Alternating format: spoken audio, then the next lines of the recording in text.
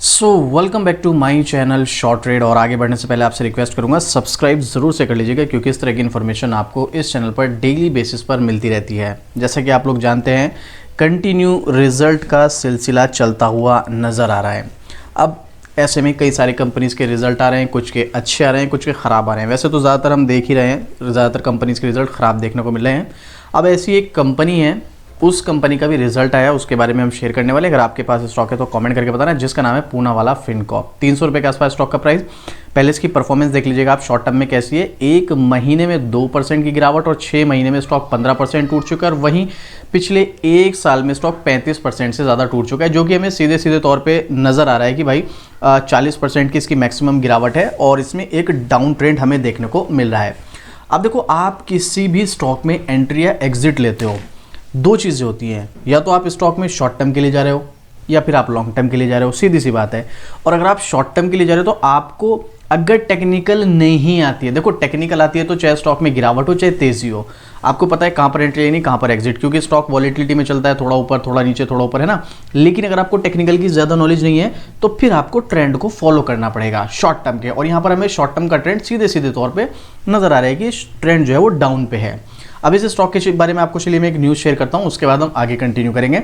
तो Q3 result, इस company के मुनाफे में 92% की गिरावट, 92% की गिरावट है।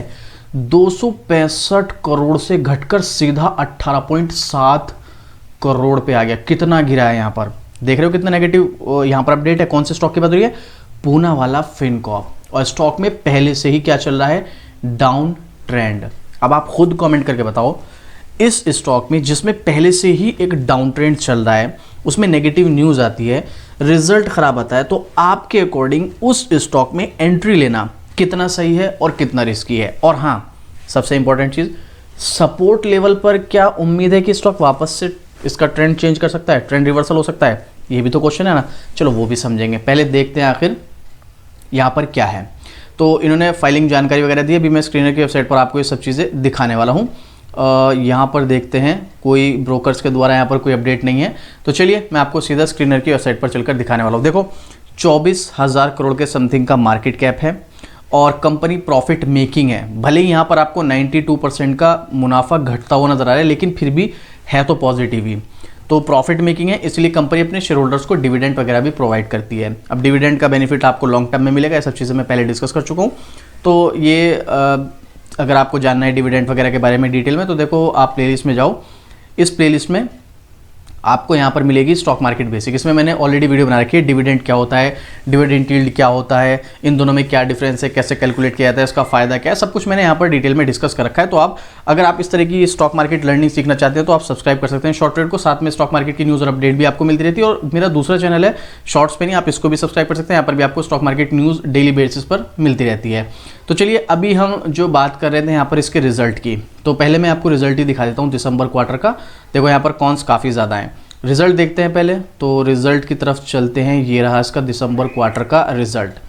तो भाई 19 करोड़ का इसका नेट प्रॉफिट है। अब देखो यहाँ पर चीज़ देखो आप, यहाँ पर लास्ट क्वार्टर में 471 करोड़ का लॉस था, नेट लॉस, जो कि अब कंपनी प्रॉफिट मेकिंग बनी है क्वार्टर ऑन क्वार्टर पर। इसके अलावा अर्निंग पर शेयर नेगेटिव था, 6 रुपये 6 पैसे, जो भी 24 पैसे तक आ गया है। लेकिन वहीं अगर आप ईयर ऑन ईयर पर कंपेयर करोगे, दिसंबर 2023 में 265 करोड़ का नेट प्रॉफिट था, जो सिर्फ 19 करोड़ का रह गया है। देख रहे हो आप, 92% की गिरावट नेट प्रॉफिट में ईयर ऑन ईयर बेसिस पर, बट वहीं पर क्वार्टर ऑन क्वार्टर पर इंप्रूवमेंट है, तो ये प्लस पॉइंट है। लेकिन आप देखो यहाँ पर, मतलब एकदम से इतना नेगेटिव रिजल्ट अगर हम कंपेयर करें जून से सितंबर का, कहाँ तो 292 करोड़ का कंपनी को नेट प्रॉफिट था और कहाँ सीधा 471 करोड़ का नेट लॉस हो गया। और ऐसा नहीं कि ये मतलब इसमें होता ही रहता है। देखो आप यहाँ पर दिसंबर 21 2000 से एक भी क्वार्टर ऐसा नहीं है जहाँ पर इतना ज़बरदस्त गिरावट और तेज़ी देखने को मिली हो। अब मैं आपको ओवरऑल भी दिखाऊंगा यहाँ पर, तो आप देखिएगा ये कंपनी को नेट जो फाइनेंशियल ईयर में लॉस हुआ था वो 2021 में हुआ था, माइनस 559 करोड़, 559 करोड़ का लॉस। उसके बाद इंप्रूवमेंट होना शुरू हुआ और कंपनी कंटिन्यू इंप्रूवमेंट कर रही थी, लेकिन इस फाइनेंशियल ईयर 2025 में फिर से इसका नेट प्रॉफिट घटते हुए क्रम में जाने लगा है। ये है नेगेटिव पॉइंट। और अगर ऐसे ही कंटिन्यू ये जाता रहा ना नेट प्रॉफिट घटते क्रम में, तो फिर यहाँ पर शेयर होल्डर्स के लिए बिल्कुल नेगेटिव अपडेट होने वाला है। मैं कोई डीमोटिवेट नहीं कर रहा हूँ, बट यहाँ पर थोड़ा सा ये चिंता का विषय है। पर सिर्फ इस एक डेटा के बेस पर हम ये भी नहीं कह सकते कंपनी खराब है। ये तो चलता रहता है, कभी लॉस हो गया कभी प्रॉफिट हो गया, तो कंपनी का हिस्सा है ना ये, तो प्रॉफिट मार्केट, प्रॉफिट लॉस ये सब तो हिस्सा है मार्केट का, ये चलता रहता है। ओवरऑल अगर आप यहाँ पर देखोगे ग्रोथ, तो इसने अच्छी मेंटेन की हुई है सेल्स ग्रोथ, प्रॉफिट ग्रोथ भी ज़बरदस्त मेंटेन है, बस लास्ट ईयर की थोड़ी सी खराब है, कोई प्रॉब्लम नहीं है। स्टॉक प्राइस CAGR कुछ खास है नहीं, 5 साल का चलो फिर भी थोड़ा सा ठीक नज़र आ रहा है, बट स्टॉक प्राइस CAGR बहुत ज़्यादा खास नहीं है, और रिटर्न ऑन इक्विटी भी इतनी ज़्यादा कोई खास हमें देखने को नहीं मिलेगी। तो कुछ डेटा वो ये मिक्स, कुछ डेटा हमें इस स्टॉक में अच्छा नज़र आ रहा है, कुछ डेटा थोड़ा सा नेगेटिव नज़र आ रहा है। तो ये सब चीज़ों को देखने के बाद अगर आप इस तरह के स्टॉक्स में फिर भी इन्वेस्ट करना चाहते हो तो थोड़ा सा रिस्की हो जाता है कहीं ना कहीं। वहीं पर इसकी बैलेंस शीट पर अगर आप देखोगे तो 18,294 करोड़ का इसके ऊपर डेट है। अब आपको लगेगा कि डेट बहुत ज़्यादा है, तो देखो भाई NBFC सेक्टर की कंपनी और बैंकिंग सेक्टर की कंपनी पर डेट आपको हमेशा ज़्यादा ही देखने को मिलेगा। इसके अलावा यहाँ पर इन्होंने रिजर्व्स अच्छे मेंटेन किए हुए 8,000 करोड़ के और 225 करोड़ के फिक्स एसेट हैं। अब आप यहाँ पर शेयर होल्डिंग पैटर्न 62%, प्रमोटर्स 8% से ज़्यादा FII, और लगभग 11.5 से 12% DI, और लगभग 17% के आसपास पब्लिक है। अब मैं इसकी देखो डिटेलिंग वीडियो, इसका बिजनेस मॉडल कैसे चल रहा है, कंपनी की फ्यूचर प्लानिंग क्या है, ग्रोथ क्या है, ये सब चीज़ अगर आपको जाननी है तो इसके लिए आपको थोड़ा सा डिटेलिंग करनी पड़ेगी। मैं इसके ऊपर एक डिटेल वीडियो बनाऊंगा। अभी क्या है ना कि मैं महीने में सिर्फ 2 ही वीडियो बना रहा हूँ डिटेलिंग, और वो वीडियोज़ आपको मिलेंगी जो स्टॉक फंडामेंटल वाली प्लेलिस्ट है, इस प्लेलिस्ट में मैं वीडियो ऐड करूँगा हर महीने 2, तो आप ये वाली प्लेलिस्ट में जाके देख सकते हैं।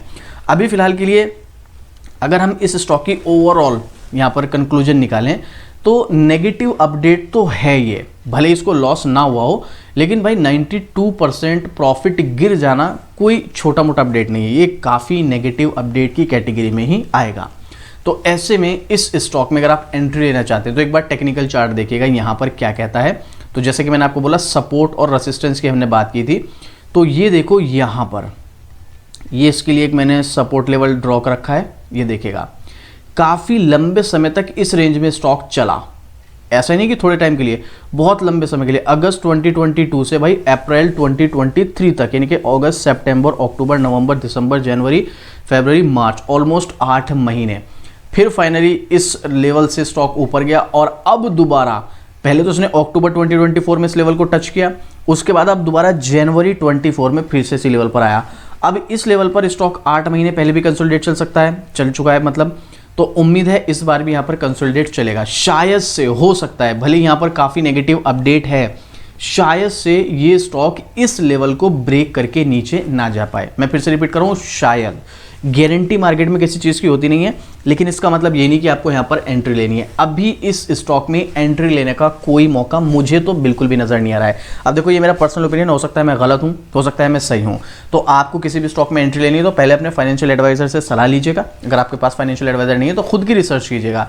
आपको रिसर्च करके भी कुछ नहीं समझ में आता है तो फिर आप मुझे कॉमेंट करें, मैं पूरी कोशिश करूँगा आपकी हेल्प करने की, जो भी मुझसे हो सकेगा। लेकिन मेरे अकॉर्डिंग इस लेवल पर स्टॉक में एंट्री लेना मुझे किसी भी सूरत में यहाँ पर सही नहीं लगता है। एक बार एक्सपर्ट्स का ओपिनियन और देखते हैं यहाँ पर मनी कंट्रोल की वेबसाइट पर, तो आप नाम पढ़ सकते हैं, पूनावाला फिनकॉर्प लिमिटेड।